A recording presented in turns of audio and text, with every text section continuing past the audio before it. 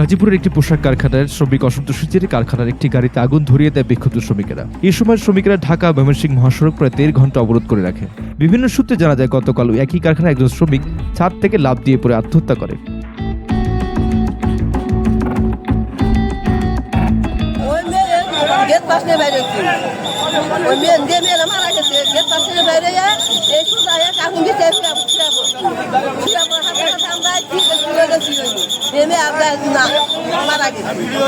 মারা গেছে মেডিকেলে আমরা নিয়ে গেছি, নেওয়ার পর স্যারেরা কি করলো, ম্যাডামরা কি করলো, হাসপাতালে নিয়ে গেছে।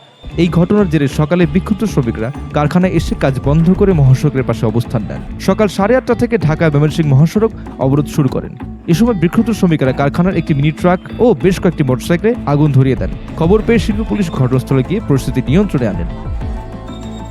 এই সংবাদ বাসন থানা শোনার সঙ্গে সঙ্গে আমরা এখানে অফিসার ফোর্স পাঠাই।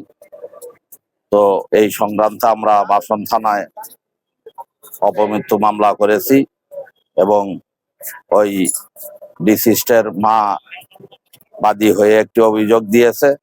আমরা একটি মামলা রেকর্ড করেছি এবং একজন আসামিকেও গ্রেপ্তার করেছি।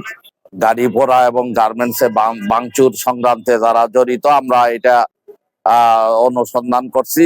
যারা এই ঘটনার সাথে জড়িত তাদের বিরুদ্ধে আইনগত ব্যবস্থা নেওয়া হবে। শ্রমিক অসন্তোষের জেরে আশেপাশের কয়েকটি কারখানা একদিনের ছুটি ঘোষণা করা হয়েছে। অভিষেক চক্রবর্তী, দৃষ্টি 24।